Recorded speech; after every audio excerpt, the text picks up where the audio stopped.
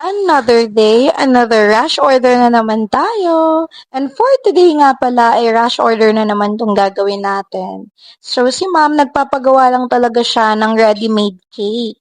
Kaso sabi ko, since a day before pa yung celebration, kaya naman ng customized cake. At ayun, nag-send nga ng inspo si ma'am, tas nag-send din ako ng mga inspo.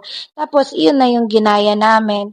Nung una nga ay bento cake lang talaga yung ina-avail ni ma'am, kaso sabi ko gawin na nating 5x3 kasi konti lang naman yung idadagdag from bento cake. At ayun, pumayag naman si ma'am kaya ito ay naging 5x3 na. Tapos yung design pala na napili ni ma'am ay McQueen. Hindi ko alam kung 2 years old na si baby or 2 months. Pero makikita nyo yung final look na at 2 siya. So, hindi ko lang alam kung months or for birthday siya. And ito pala, ipinapakinis na natin yung ating cake. Ilalagay lang din natin yung napakasimpleng design ng cake na to.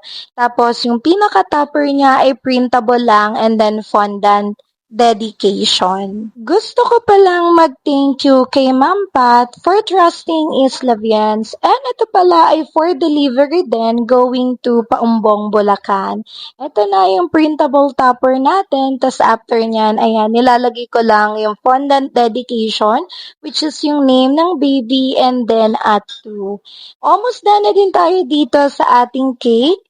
Gusto ko palang mag-thank you din sa mga nagiging client ko. Thank you so much po for trusting us, especially these days na parang sabi ko nga, the world is failing. Thank you so much po for continue trusting us and thank you so much everyone for watching.